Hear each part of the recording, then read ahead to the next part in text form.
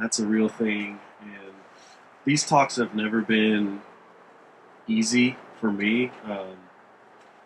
They've definitely come out of necessity, meaning people reaching out and saying, "How are you doing? How do you feel about all of this?" And it turned out that I did have some things to say that I thought were constructive, and that's very important that it's constructive and not, yeah, not destructive. Because there's a lot going on that is hurtful and painful and highlights something of the condition of our country and our world that is not healthy and not okay. And we've been functioning for a while thinking or assuming that some things are okay. But until something hits the fan and you realize, oh, I guess it's not okay. Right. So thank you for being here. I am going to have to. So I wrote some of this here, and I can see it, and then another part, I'm going to have to refer to some written notes. So that'll happen at some point. There's a lot I have packed into this. Thank you for being here. Um, Thank you for caring. That in and of itself it takes a lot of courage to show up, not just once, but again and again to a conversation like this. And I think that's a reflection of what is in your heart. That each of you, are individuals who care, and that gives me hope, and it should give us all hope for the future. We care because we are more in tune to love than we are to hate, and that is what this conversation is about.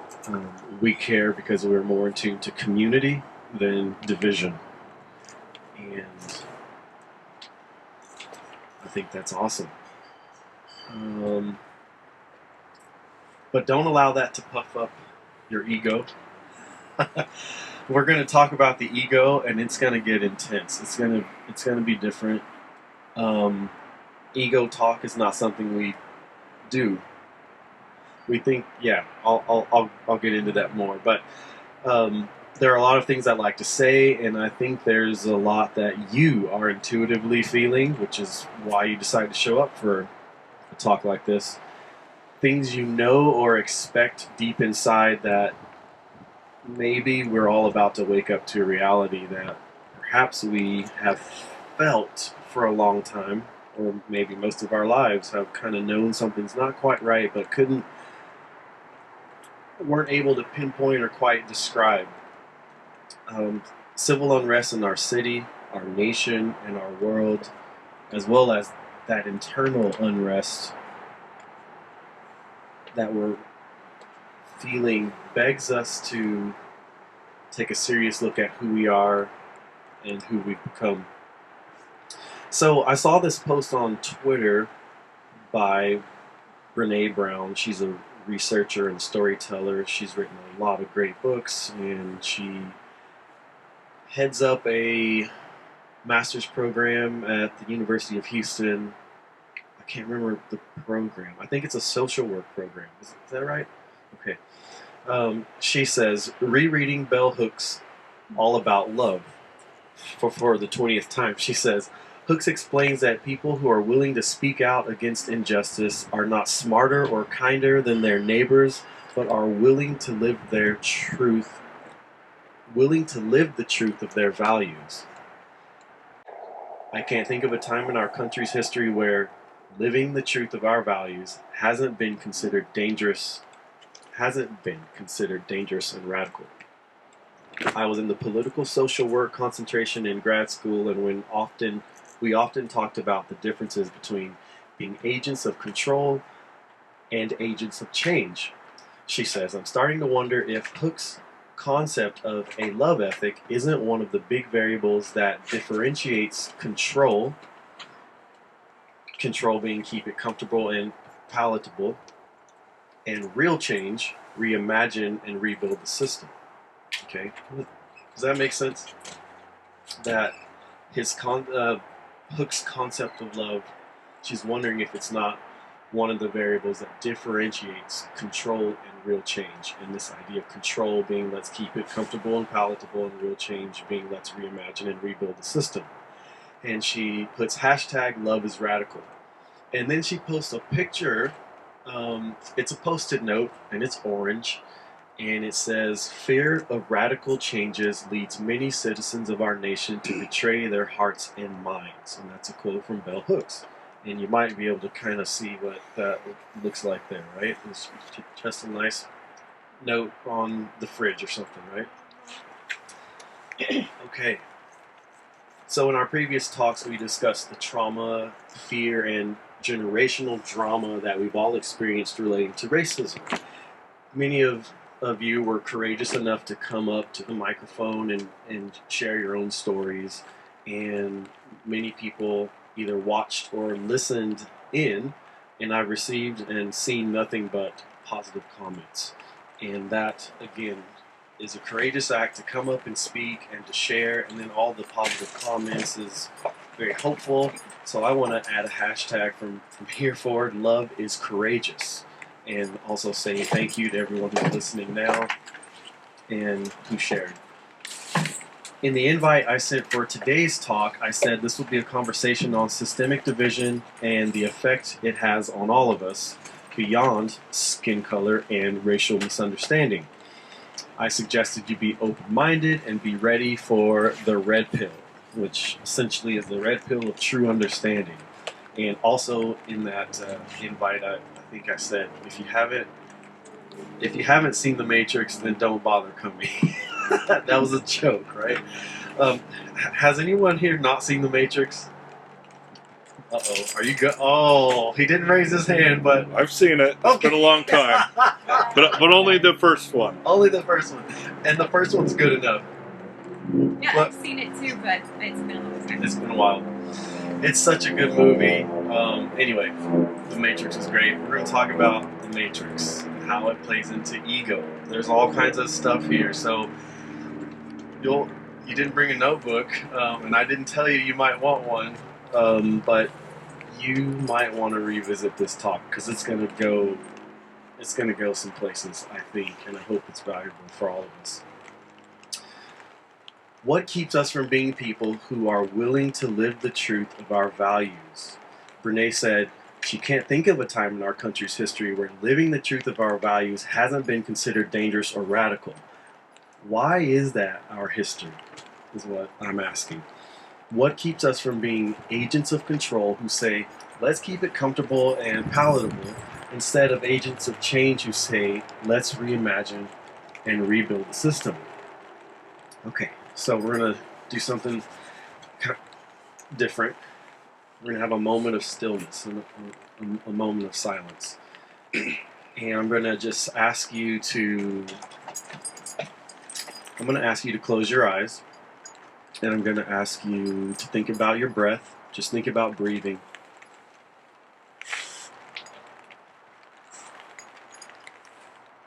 And I want you to notice every distracting or uncomfortable thought. Just notice. Don't get involved with those thoughts. Each thought will pass. Just see the thoughts come and go as you try to focus on breathing.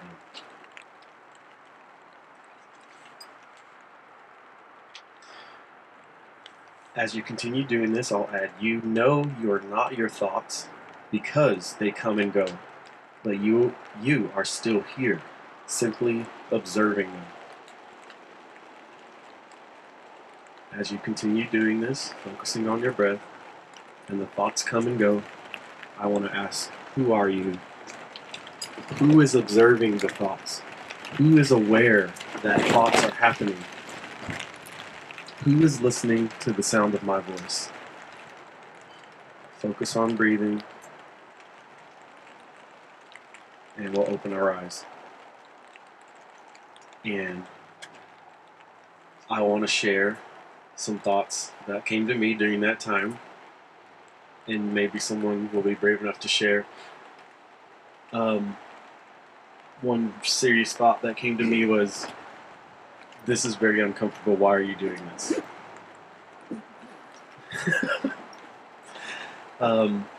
Would anyone else want to just speak out very quickly and share a thought or two that came to you during that moment there? Anything at all? A mosquito landed on me and then flew off, and I kept wanting to open my eyes and make sure it was gone. Okay. Yep. Very tangible distraction there. Hey there. Welcome. Anyone else? Yep. I heard this guy walk up behind us, and I'm thinking, who's this person, and what are they thinking about? What's going on here? Who just walked up, and what are they thinking about what we're doing? And I don't know if this camera is getting audio. Is it getting audio from? Just getting audio from here. Okay. So the first person said, just in case the camera couldn't hear, was that a mosquito landed on his leg and he wanted to open his eyes to get it off. Anyone else? Yep. I was attached to a dog, so I was feeling him going out the But I'm getting much better at sort of like letting that stuff go and really focusing on the question that you presented, which was, who are we?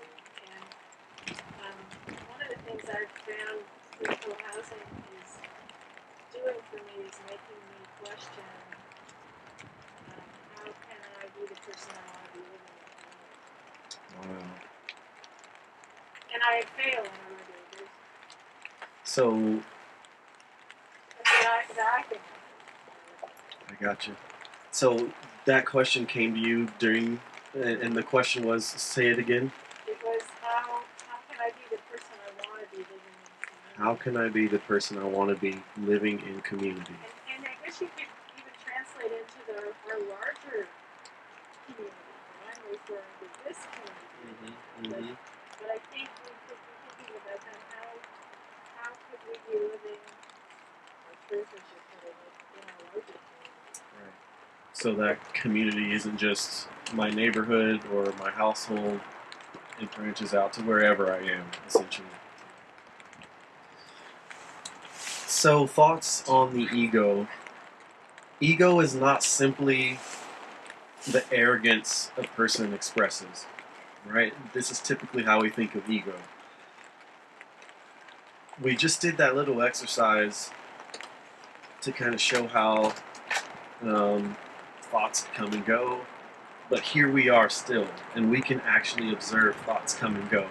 But the thoughts that come in, the distractions, right? The suggestion was to focus on the breathing, but here come the thoughts, and you can't stop them, right? We are not our thoughts, and I think maybe you proved that to yourself just now. You closed your eyes and the thoughts came, but you were able to let them come and go and realize that I'm still here, though the thoughts are moving. The thoughts are coming and going, right? Ego is not simply the arrogance a person expresses. Ego is the part of us that is always suggesting thoughts. Ego is the reason we feel negatively, doubtfully, or fearfully about anything.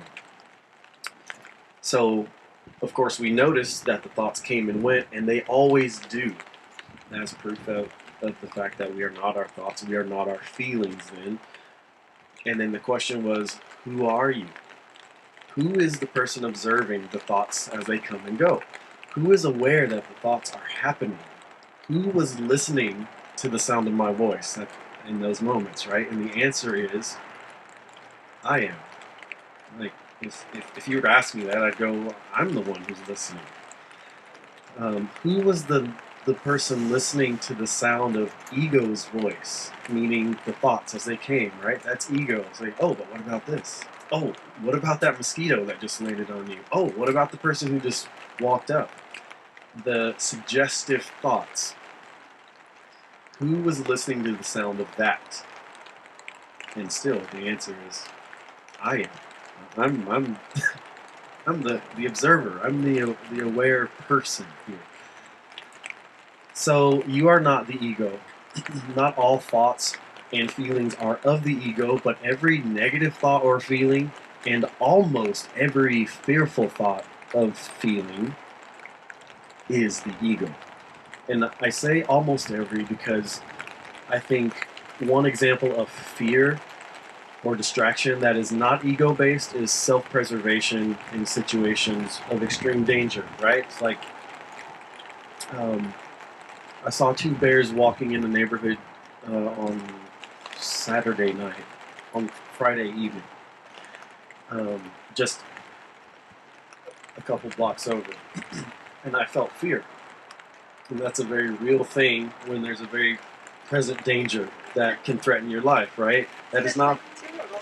yeah, two of them. That is not an example of the ego. The ego will place fear where there is no sudden danger, but the imagination is there, right? It's just the thought of the mosquito, right? There's a mosquito on me. You're not in danger, but the ego, right? The thought is there. Okay. Any questions about the ego so far? Okay. So I want to share this ancient Hebraic, well-known proverb. It's called the parable of the sower. And it goes like this. A farmer went out to scatter his seed, and he scattered. As he scattered, some fell along the path, and the birds came and ate it, and other seed fell on rocky patches where there was not much soil. It sprouted up quickly because the soil was shallow. But when the sun had risen, the young plants were scorched, and since their roots were not deep, they dried up. Other seed fell among thorns, which grew up and choked the plants, but others fell into rich soil and produced grain, 100 or 60 or 30 times as much as had been sown. So listen to what the parable of the sower means. Whoever hears the message, and I'm reading this, I'm quoting it, okay? Whoever reads the message about the kingdom but doesn't understand it is like the seed scattered along the path. The evil one comes and seizes what has been sown in the heart. The seed sown on rocky ground is like a person who hears the message and accepts it with joy at once, but has no root in himself. So they stay on for a while, but as soon as some trouble or persecution arises on account of the message, they immediately fall away. Now, the seed sown among thorns stands for someone who hears the message but is choked by the worries of the world and the deceitful glamour of riches, so that it produces nothing. However, what was sown on rich soil is the person who hears the message and understands it. Such a person will surely bear fruit, 100 or 60 or 30 times what was sown. Okay. This is going to tie into the ego, I promise. The ancient Hebrew and Aramaic words about the evil one represent the aspect of a person's mind that winds around itself, that becomes self-involved, greedy or selfish, the part or aspect of the self that creates false belief, lies, and false personalities, which is based in a loss of or unawareness of identity. It is portrayed as a serpent in Genesis 3, one who whispers a magic spell or enchantment, or an enchanter.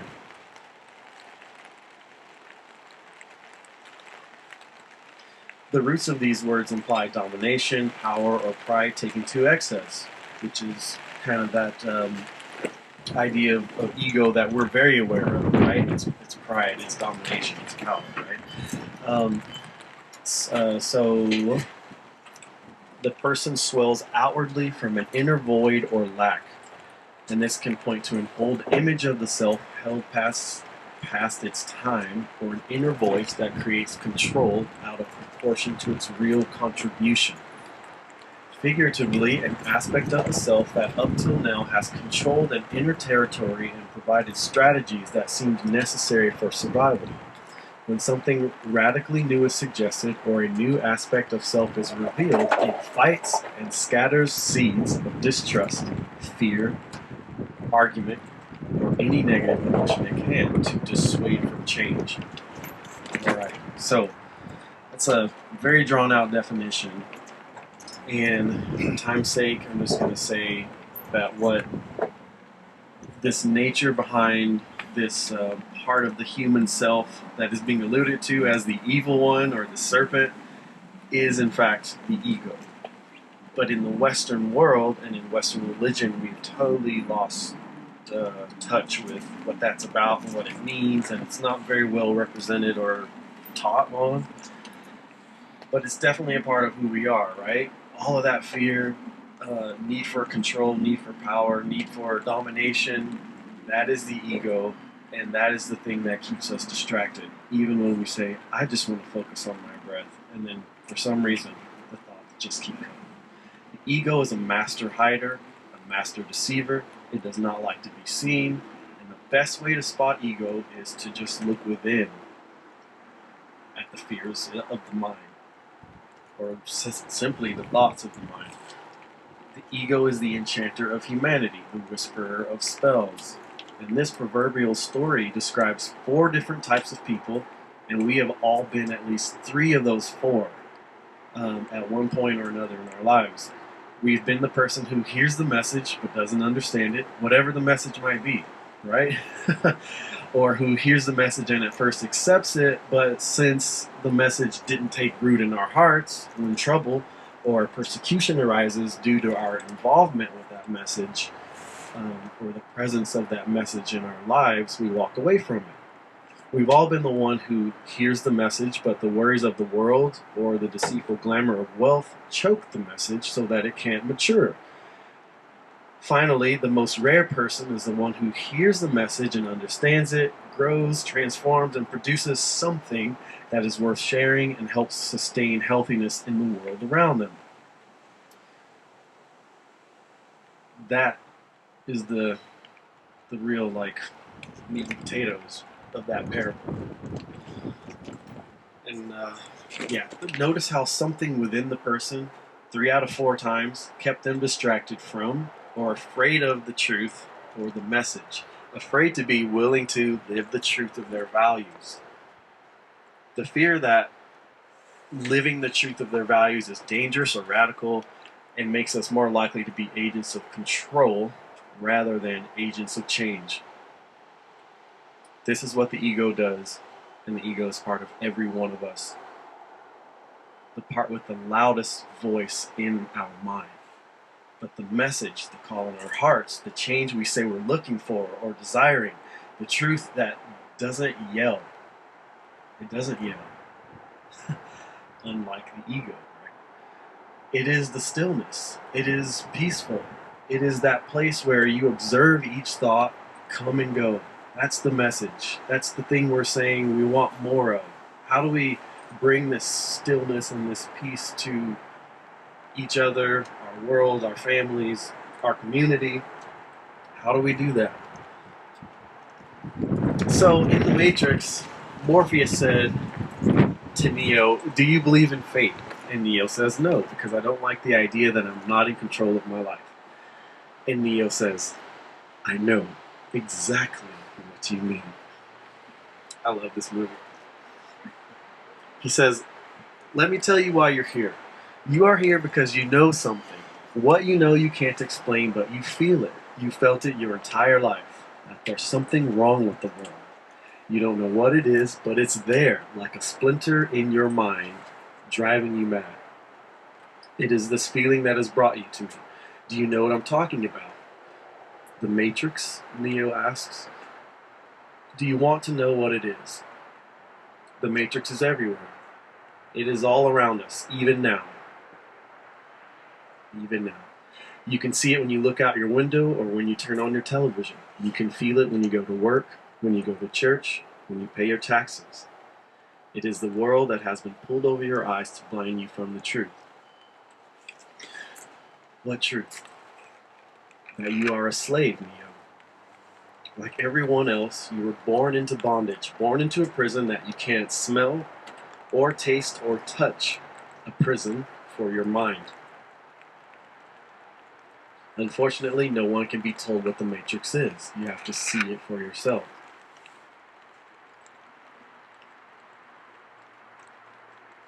So in the invitation again, I told you you needed to be ready to take the red pill and to see how deep the rabbit hole goes. I'm offering one more chance for you to walk away. This is your true blue and red pill moment right here. You can leave and believe whatever you want to believe.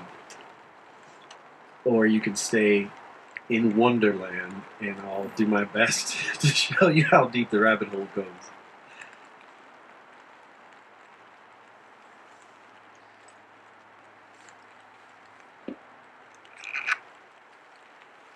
Okay, so we're going to touch on injustice in America now. And I'm going to grab this wind cover. I'm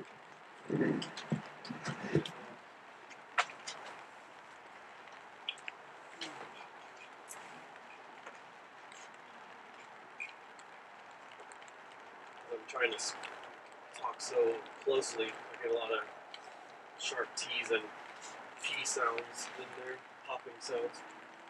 Okay. I think it was about there. How's that? Okay.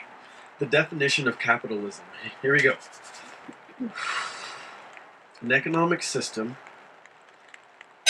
characterized by private or corporate ownership of capital goods, by investments that are determined by private decision, and by prices, production, and the distribution of goods that are determined mainly by competition in a free market. That's from Merriam-Webster.com. Capitalism is an economic system based on the private ownership of the means of production and their operation for profit. Characteristics central to capitalism include private property, capital accumulation, labor, voluntary exchange, a price system, and competitive markets. In a capitalist market economy, decision-making and investments are determined by every owner of wealth, property, or production ability in financial and capital markets, whereas prices and the distribution of goods and services are mainly determined by competition in goods and services markets. That's from Wikipedia. Okay. There's going to be a lot of ego going on here, and I mean, remember, it's just here. It's in the mind. Very distracting thoughts, very uncomfortable feelings, fear, anger. What is this about? I don't want to hear this. You get to be the observer of that, rather than allowing ego to take control. Right? We've been led to believe the U.S. was founded on Christian principles. We've all heard this, right? And we can make sense of that at a historical level. That these were people who had there was some sort of Christian influence in the lives of the colonists, right? While the colonists may have been Christian, and though they founded the nation on their principles, that doesn't necessarily mean they are upholding the life principles that are evident, I would say, within each of us and are clearly laid out in those ancient scriptures, right? And you know, Martin Luther King said, these truths are self-evident, right? It's not something you have to go and search for. You just know it in your heart of hearts. Things like love your neighbor as yourself and do to others as you would have them do to you. So just because a person or group claims to follow an ideology, that does not mean they do so honestly or truthfully or to the fullest extent possible, right? We all understand this, I think. So the economy in America was founded on slavery in the early 1600s. Capitalism is exploited labor and resources, meaning to make productive use of your opponent's weakness or to unfairly take advantage. Scarcity increases value, manufactured to raise capital. When something is scarce, it is deficient in quantity or low in number compared with the demand. They're said to not be enough or or is intentionally absent. Artificial scarcity is the scarcity of items that exists even though either the technology for production or the sharing capacity exists to create a theoretically limitless or at least greater quantity of production than currently exists. The most common causes of artificial scarcity are monopoly pricing structures, such as those enabled by laws that restrict competition or by high fixed costs in a particular marketplace. The inefficiency associated with artificial scarcity is formally known as a deadweight loss. The top 1% of Americans own almost as much wealth as the middle class.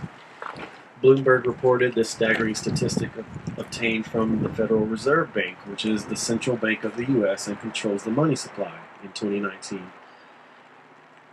The Forbes magazine and Bloomberg Economics released articles on that. Don't forget, capitalism, okay, is an economic system based on the private ownership of the means of production and their operation for profit. In a capitalist system, an enterprise is judged to be successful and efficient if it is profitable. To obtain maximum profits, producers may be restricting production rather than ensuing the maximum utilization of resources.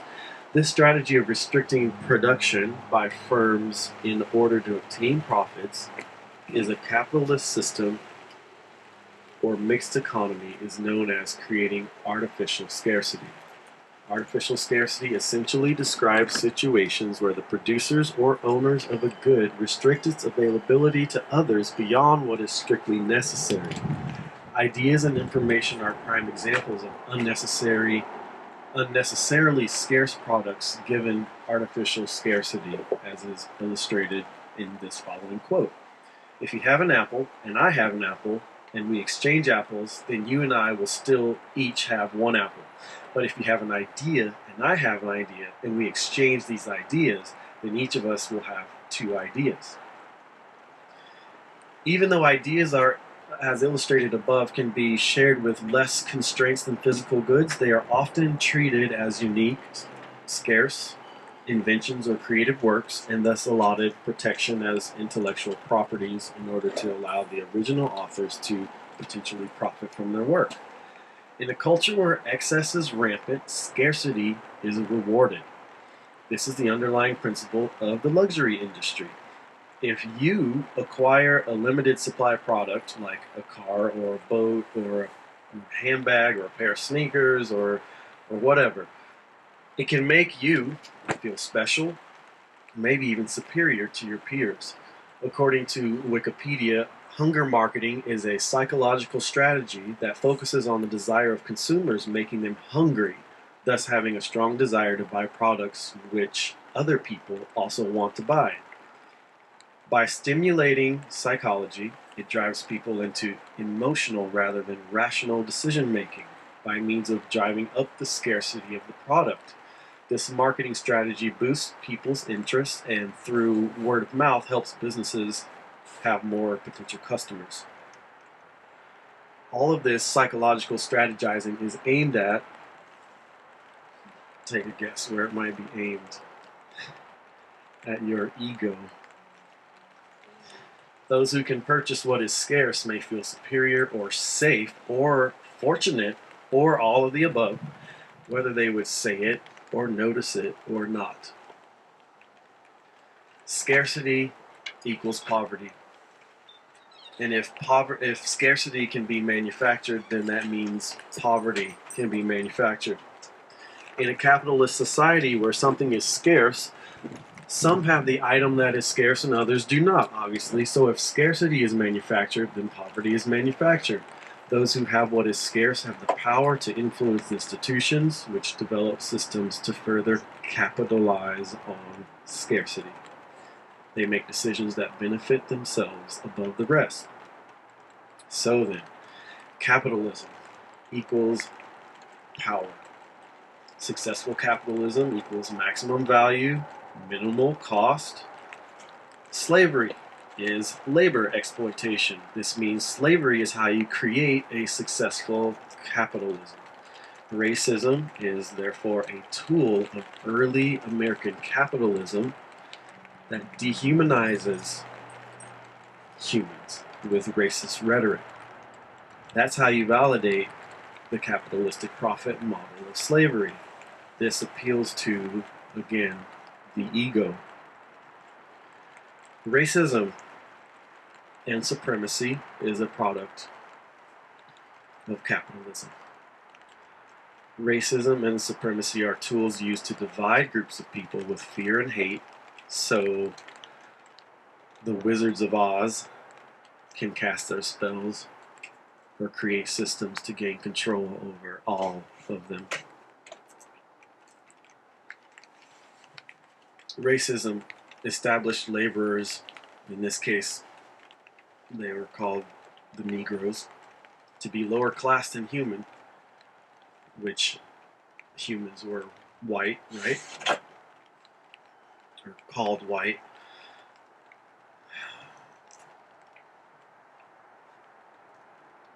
This enabled and validated slavery. Native Americans are considered savages because the indigenous way of life that was different from the colonistic way or expectation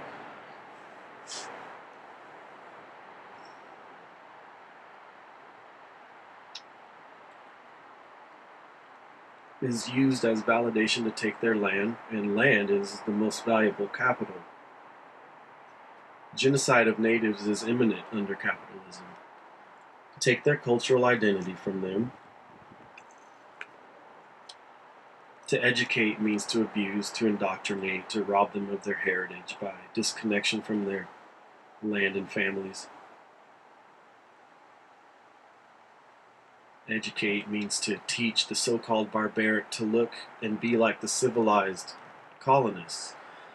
Assimilation through education, false adoption, which means the claim that the children weren't wanted.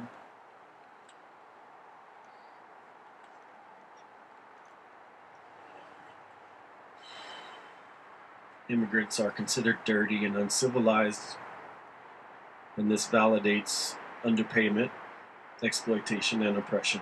This is capitalism.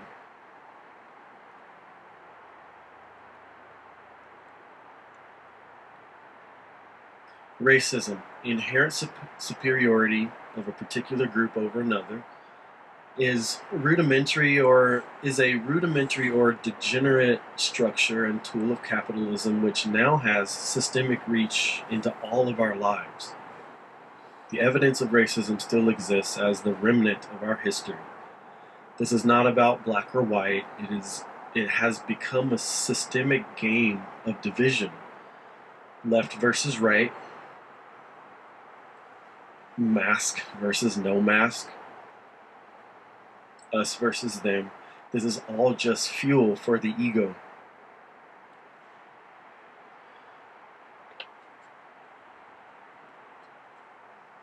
In capitalism, when you're at the top of the pyramid, you ask, how do we get them to produce the most at minimal cost?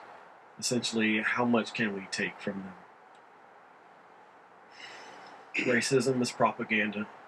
It is a psychological strategy, a tool used to divide groups of people with fear and hate, to encourage narratives of superiority and inferiority, which is a play, again, on the ego. And we can't resist. Humans, each one of us. The ego finds superiority in looking down on and blaming others. So no matter what side of this you end up on, you're all dealing with ego. You're all dealing with the same thing.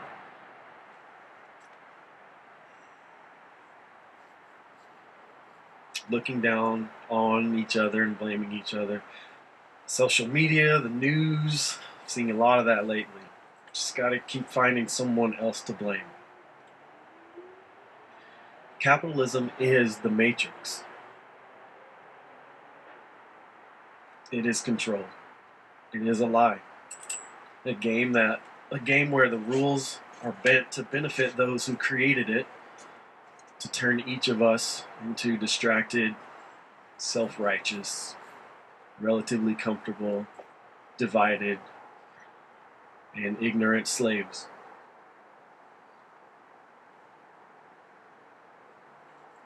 Maslow's hierarchy of needs. You may have heard it. There are 5 levels. I'm shaky and uncomfortable talking about this stuff, guys. Just want to say it.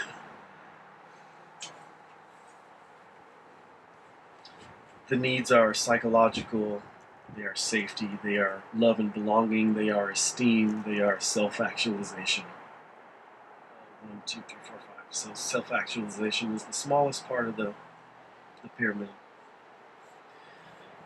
So capitalism offers these, but it offers a systemic version of them and says you can have them only if you play the game.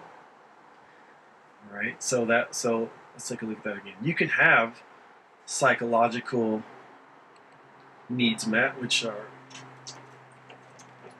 I'm sorry, I said psychological, but it's physiological.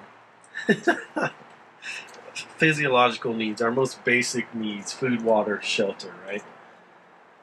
You can have your physiological needs met. You can have your safety needs met. You can have love and belonging. You can have esteem. You can have self-actualization. But based on what we just said about a capitalistic society, what does all that mean? It's all some kind of made-up propaganda. We think we're living safely, but look what's happening on our streets. You know, we think we understand what love is, but look at how we're treating one another. We think we're self-actualized and understand identity, but the results that we're seeing don't seem to add up or prove that.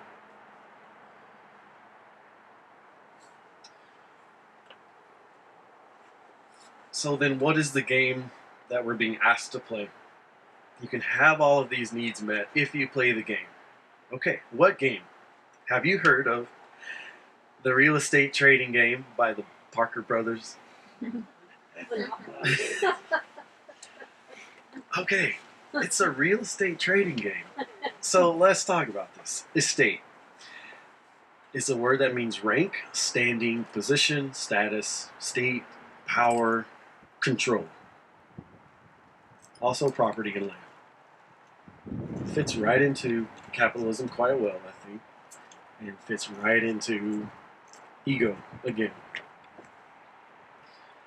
Now, there was this commercial that I recall as a child, and I found it on YouTube. And the guy in the glasses, and he's bald and he's white, he says, "How did I make it big? I know how to play the game. I buy real estate, hotels, fancy cars, even railroads, and I take chances. To make it big, you've got to play the game. I'm Monopoly game." Monopoly equals exclusive control of a commodity or trade or right to sell. The need for control, the same game ego's been playing on humanity since the beginning. That peace and self-worth is only possible when you control or gain what you don't have externally, right? It's you're reaching for something. This is scarce, which is also going to make it valuable. It's outside of you. We cannot separate capitalism from monopoly. They are one. A system built or dependent on controlling or owning property and humans, because that's how you gain status, power, control, and that fuels the addictive and deceptive nature of the human ego. The system is the matrix. The only thing keeping that game going is our participation. We participate because we believe we have to and that we need to, right? The hierarchy of needs. We think our needs are met by playing the game. And there's a lot of evidence for that belief, right? I'm not being sarcastic. There really is evidence in our lives that would seem to report that to us. We'll talk a little bit more about that in a second. We are attached to the comforts the game promises, even when we know we are losing or that those who created it play unfairly by making rules that benefit them and hold us down. We've called it inequality, economic disparity, and even racism. This is where I have to refer to my notes that I told you about. They're in here somewhere. Look at this. This is a mess. That's what it is. Goodness. Okay, so how many of you saw the movie Avatar by James Cameron? Most? Yeah? Okay. Really good movie. I'm still waiting on the second one. We all are. Yeah. What was that? We all are. Oh, we all are. I think it's in production though, isn't it? I think it's in production. Eternally. Eternally. So, in that movie, the Na'vi were an indigenous people group on the planet Pandora. There was a mining military base there for the purpose of extracting a precious metal called unobtainium. Clever name, right?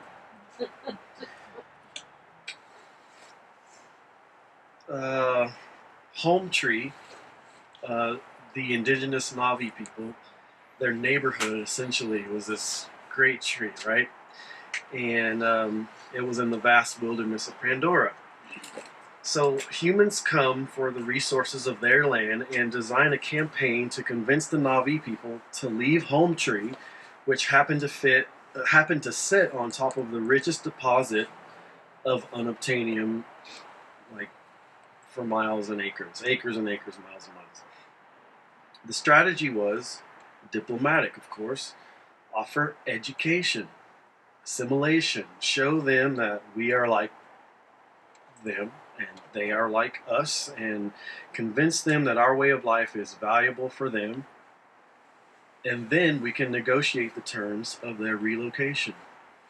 We're going to gently try to convince you to leave your neighborhood.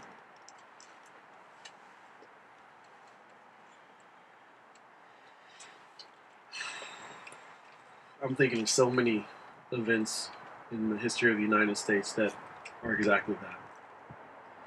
And it's never a nice thing, right? It can always be painted in a nice way. The history books always give us the nice version.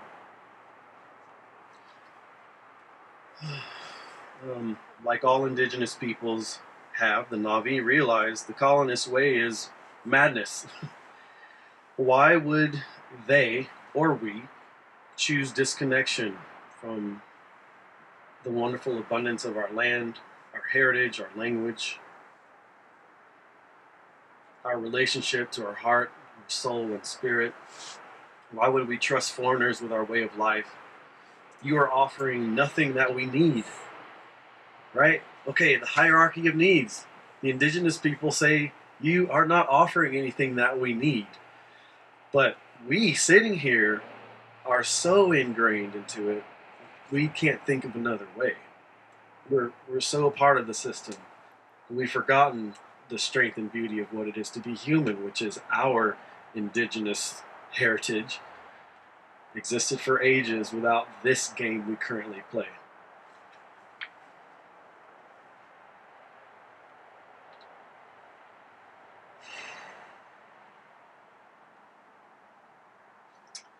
In a capitalistic society or system, increased scarcity leads to ruthless competition.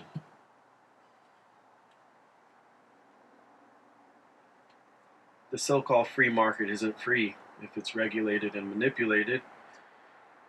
And of course, that market encompasses everything, right? Which makes it difficult for us to see our way out. The only way to see through the lies of the matrix is to recognize where we started, recognize the ego, and realize the ego can only tell lies. It can only make deceptive suggestions. It fuels humanity's lower self, and that is the birthplace of capitalism. I tried to imagine where that first thought came from, and I just couldn't. I couldn't figure it out. But I think when the parable talks about the evil one, that says enough.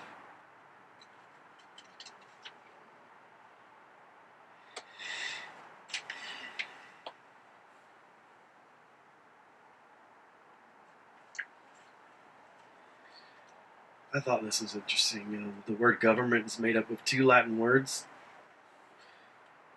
Governo means to control. It is a Latin verb. Mentis is a Latin noun. It means mind. Back to the ego, right? So what I'm trying to do here is make this web go back and forth from the personal to the communal, back and forth, so that, again, there's no way to point the finger at anyone in this because we're all part of it. The ego is part of who we are.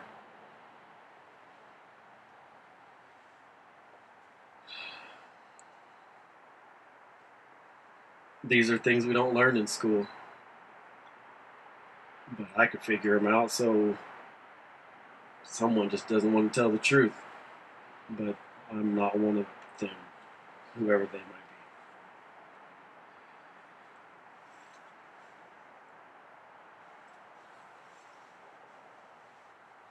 Government rules through a historical presence and need for control that is based on monetary profit. And as well as our ego's incessant desire for feelings of superiority. It's a well played game. It's genius, but on the darkest side of genius, you know. Within such a system, people cannot be self-sufficient, but rather totally managed and dependent. And that happens just through how we think and the things that we believe. But we've already established that ego only can produce lies. So, we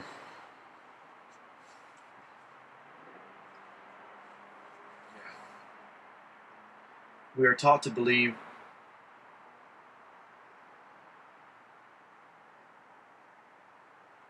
to take care of basic human needs, like water, shelter, and food,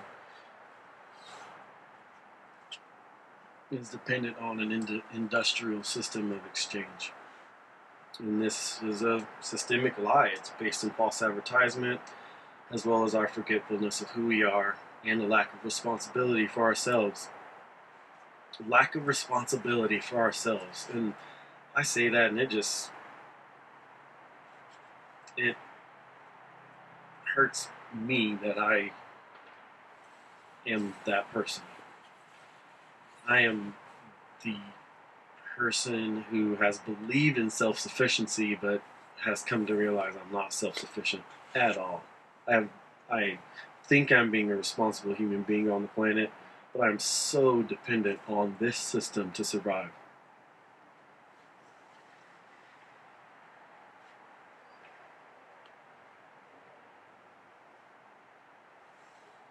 Whoever controls the narrative controls what we perceive as real and necessary. So why not market fear? Why not? Yeah.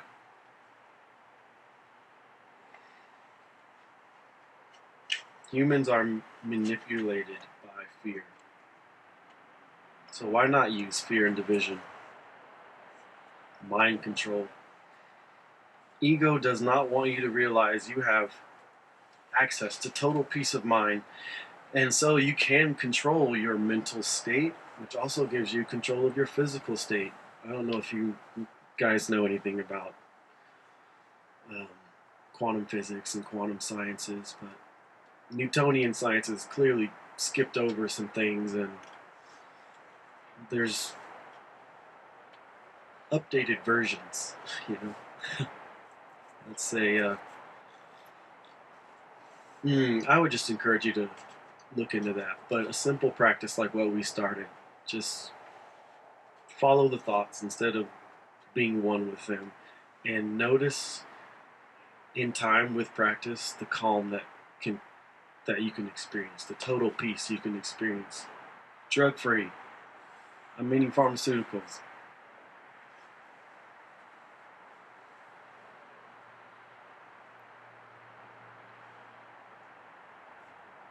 The ego doesn't want you to realize you are enough and that you can do all of this on your own, that you are, in fact, by birthright, self-sufficient. That means as a community, there's enough intelligence and skill to take care of all of your needs.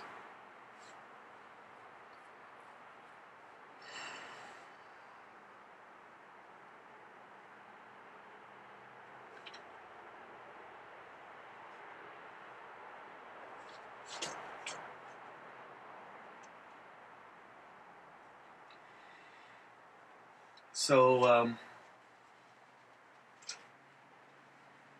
this idea of ego and mind control and government, capitalism, all of these ideas. Back to that parable, right? There's a similar old saying from the Hebraic scriptures that we typically hear as the kingdom is within you. And it can be translated from Aramaic as the rule and reign of self-empowerment exists within you and among all of you.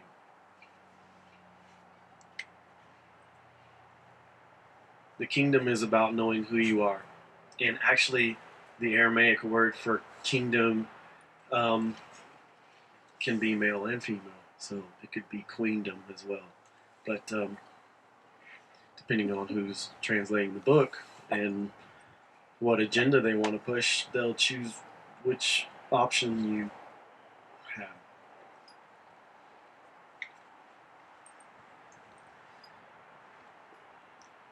So the notion of the kingdom then is just personal power. It's something that comes from within. And that is the most true way to make an informed decision about where you stand in the world and what to do about it. The kingdom is not about sin. That's just another word for the types of distractions and mind control tactics we've already been discussing, right? And that's ego-based. So I'm not saying that sin is a bad word to use. I'm saying our idea of sin is misplaced. It's something that's so us versus them again, instead of, oh, my ego is like the center of this idea of sin.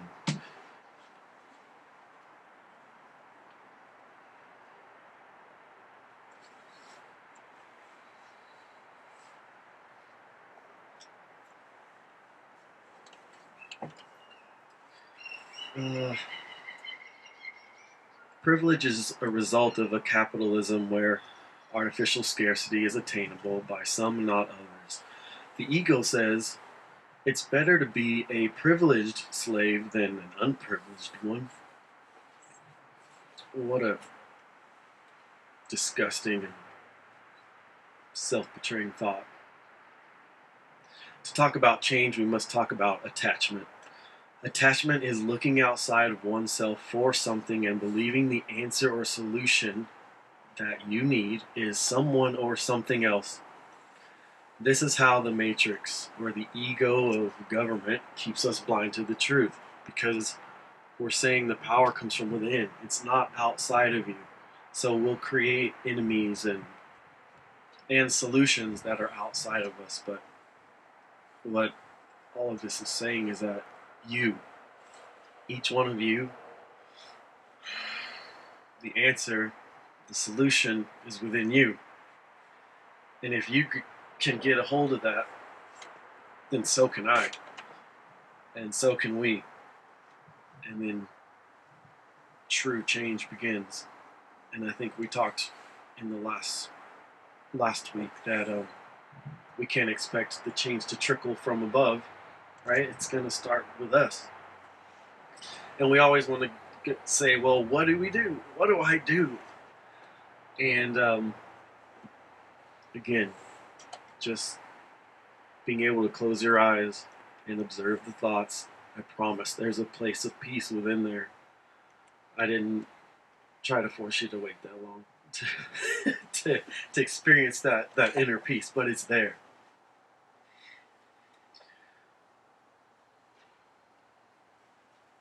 We should seek change, but I understand that change is not found in anyone or anything other than right here.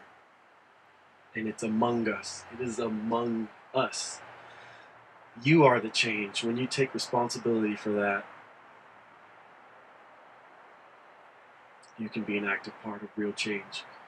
And as long as we continue looking for systems or others to change, then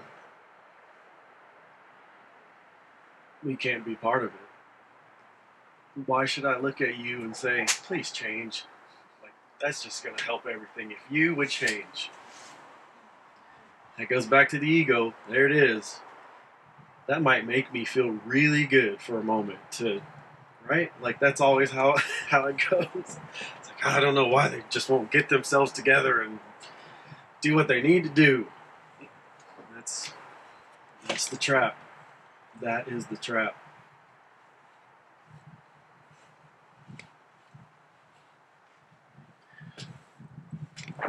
The responsibility has to be in my lap first, and that is where the death of the ego takes place, and that will require sacrifice from me.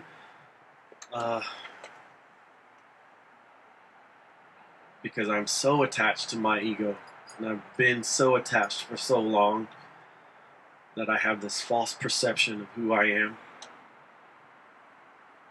and who you are and what our world is. I have to let go of the illusion. I have to let go of my self-delusion. For example, even though my lineage has endured generations of direct racism in this country, I should not use that as ammunition to propagate racism for a self-assumed justified position. I cannot use systemic racism as an excuse to act out of hate, or to speak in a hateful way about others, or to perpetuate the same racist attitudes that I'm saying need to change. If I really choose true change, I must be the first to change. Change, again, is less about focusing on doing something and more about self-knowledge, knowing yourself truly, especially your dark side, the shadow, as Carl Jung called it, the ego, and how it affects everything in our world. Only then can we know, or at least have an idea of what it will take to be a better version of ourselves, and this is where and how change begins, within. That's all I've got. Get this over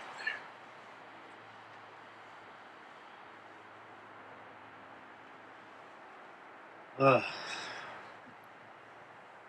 That's heavy information for me, and I'm also cold, so with the heaviness and being kind of cold, I'm just like, just shaking.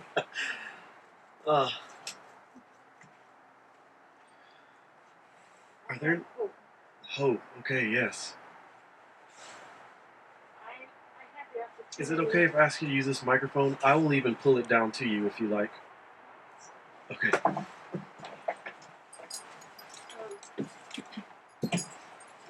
One of the things about my experience of co-housing is we all come with our own egos and our own agendas and ideas, and, whatever it is about what this was going to look like or what it might be as we go forward. But I had the opportunity to do a communication training in February that I don't like the name of, but that I do like the primary focus of. It's called nonviolent communication, and I think that name is a turnoff for a lot of people.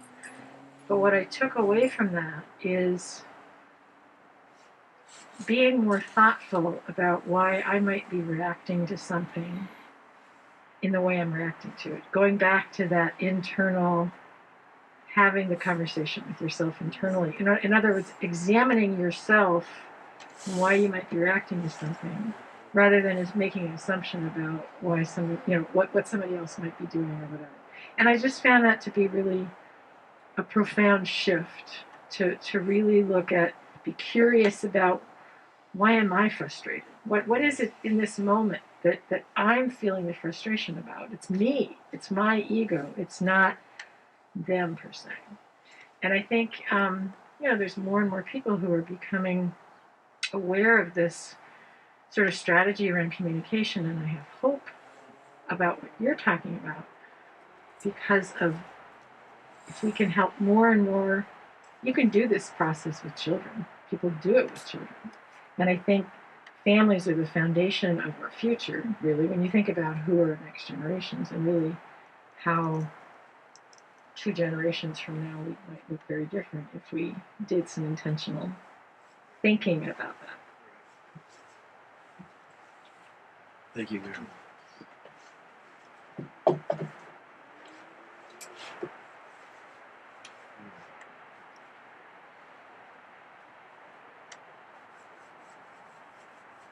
Any other thoughts, ideas, questions? Was that digestible, all of that? That was a lot. Goodness. Your notes showed how much thought you put into it when you put up and had all your written and all, that really showed the thoughtfulness that went into it. Thank you. I have a question, Lance. Okay. You mind coming up to the mic?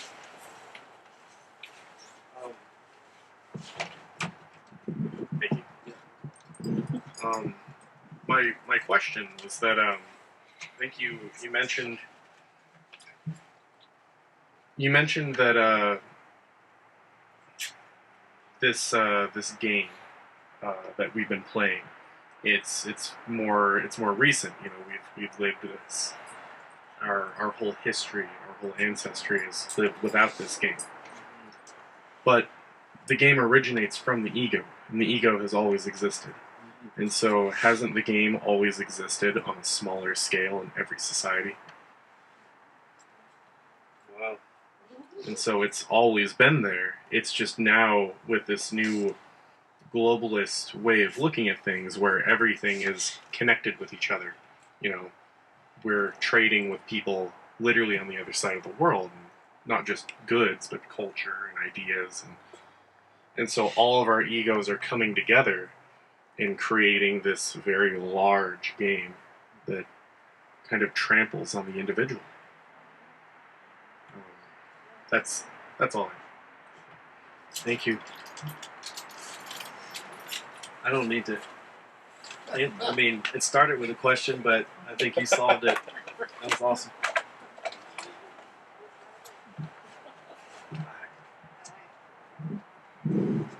My thoughts always wander into different topics, and this bounces off very nicely what you were talking about, because I've been reading a historical novel about ancient Greece, and the cultures, monarchies without capitalism had slavery and had wars and had tribalism. Tribalism, I think, is a basic human phenomenon that exists, that explains perhaps why humans act a lot of the ways they do. Because any one individual without this first world country culture we have around us, any individual put out in the wilds is going to have a hard time surviving. But if they have a group, a culture, a community, a village, or whatever, usually they have enough resources and enough person power to create shelter and gather food and do all the things they need to do.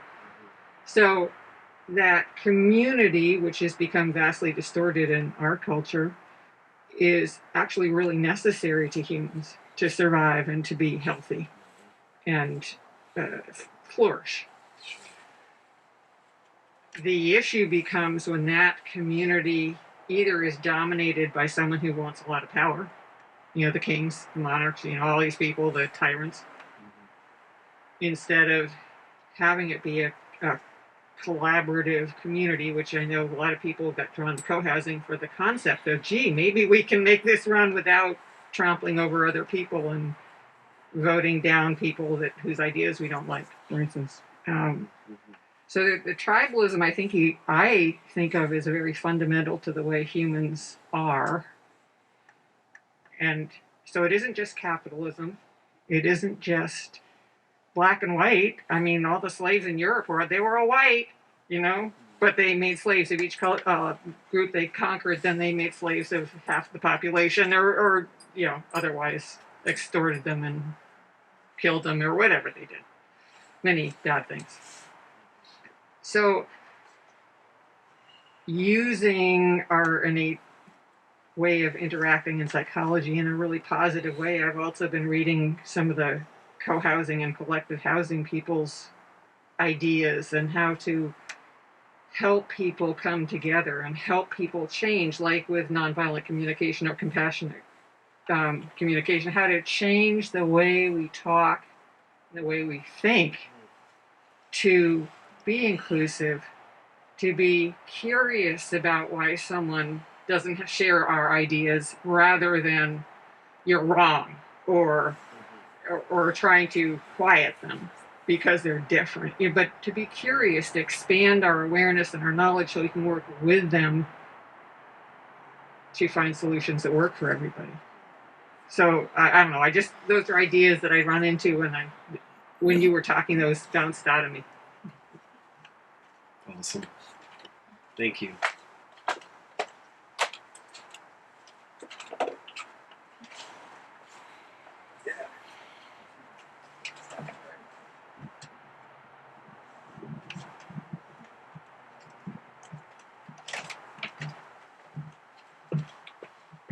Wait, not quite that time. That's good. That's good. Thanks. Yeah, thank you so much, Lance. I was feeling a lot of sadness during your sharing. I think trying to engage with I feel a lot of, I think that idea of taking the red pill and how uncomfortable it is. I don't know, I feel like I want to make a change in the world right now, and also that's so fucking hard, trying to come from conditioning as a white male. How do I actually make a change in the world without coming from the ego? It I don't know. I think what you're inviting us to do is so hard to truly let go of that ego, of that fundamental ego. And it makes me see the depth of how much work needs to be done. I don't know. I feel hopeless, and I think that's good. I think, hopelessness is a step towards letting go of ego. Thank you so much for just bringing us here. Yeah. Sure. Yeah. Thank you so much. Yeah. Thanks for sharing that. Wow.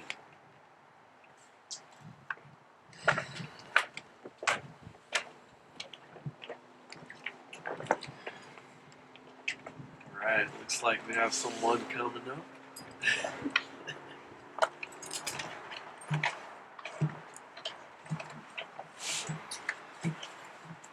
So if we want to talk about privilege, Americans have been privileged for a long time, taking advantage of many things and resources, people.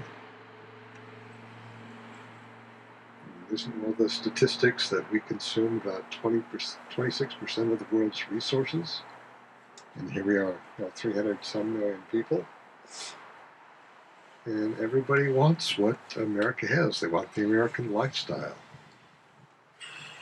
Or at least some aspire to that.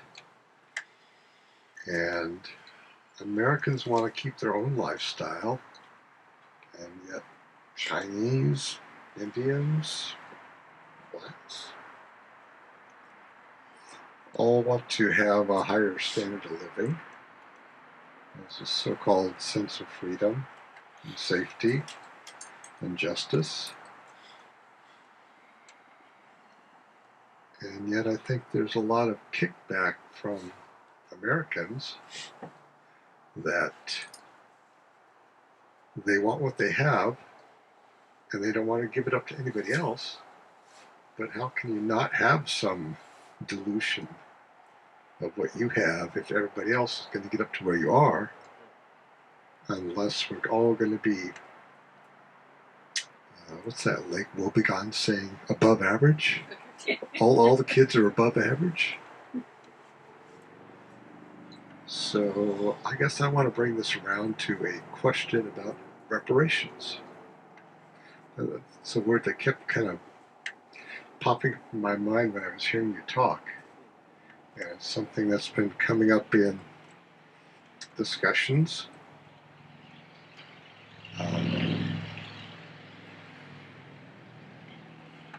I have no idea how that would take place or what it would be. And especially now with the whole pandemic economic situations, like, do we have the resources to do some kind of reparation, given that we have kind of mortgaged our future or our kids' future? I mean, when you look at the per capita responsibility in the United States for our national debt, it's astounding. And I feel like the government can only overcome that by inflation. Just kind of print money and problem goes away. Right. So we could print money and give it away to lots of folks. But does that really improve the situation? What do you think about reparations? Well, your last part of the question there, I don't think it would fix the problem.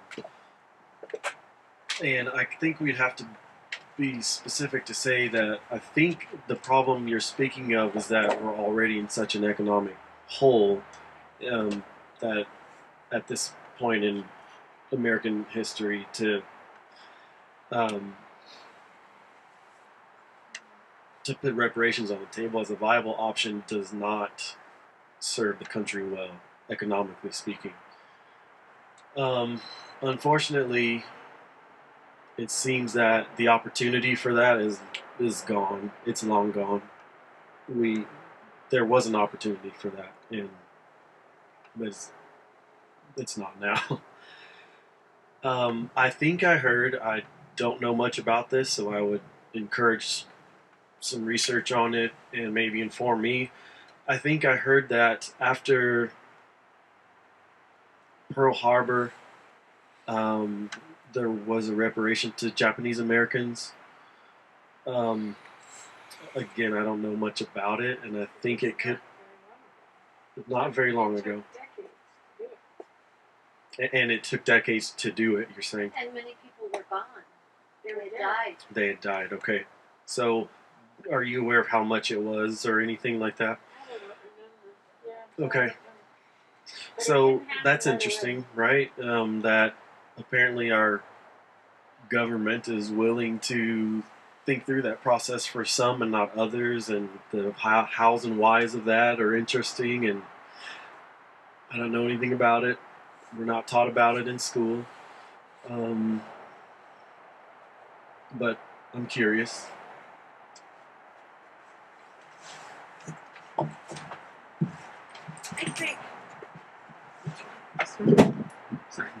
I think we could start with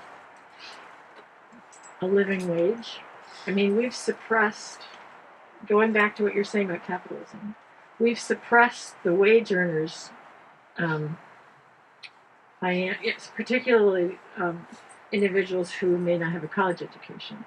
We keep those individuals down by not giving them an hourly rate or a rate of income that allows them to be successful. Basically, they have to work 2 and 3 jobs in order to just survive. Right. And I think what we've done with our housing policies have really screwed things up in terms of the jobs and the businesses went to the suburbs, and what was left was in the cores. Mm-hmm.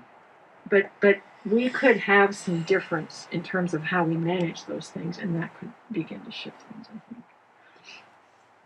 And co-housing, I think, is one of the examples of that in terms of going back to community and people knowing each other and being able to live more sustainably um, uh, for less.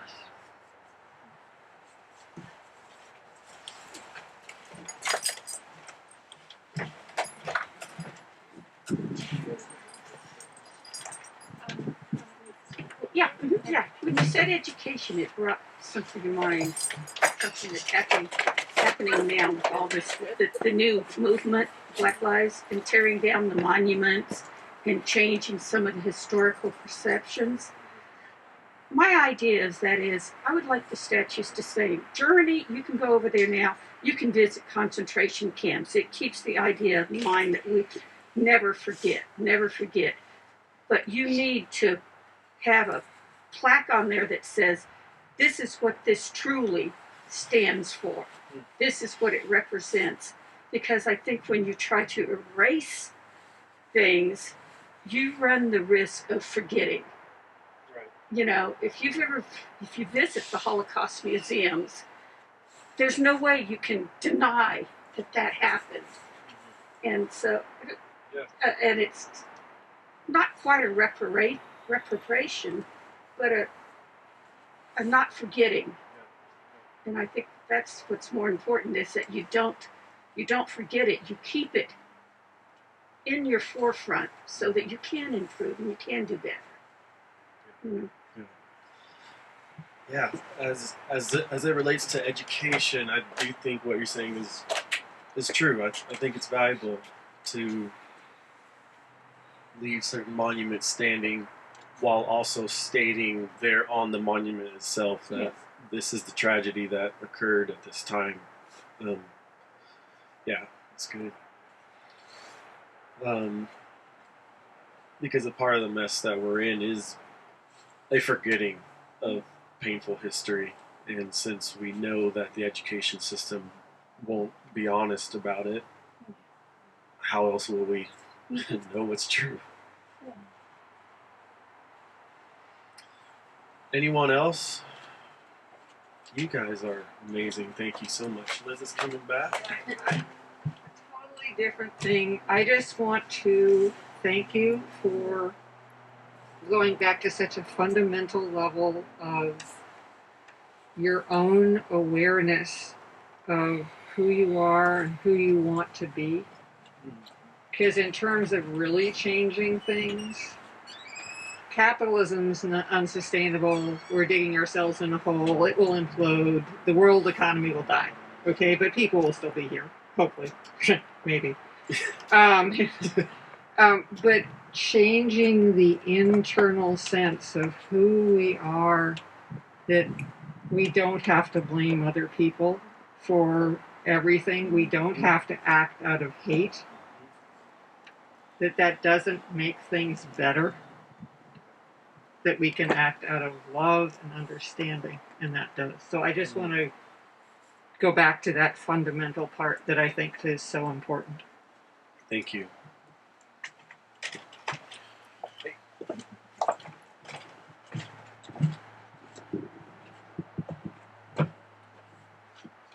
So I think part of the answer for what to do is what you're doing right here. Talking, listening. That's the first step. Maybe there should be a 12-step program for racism.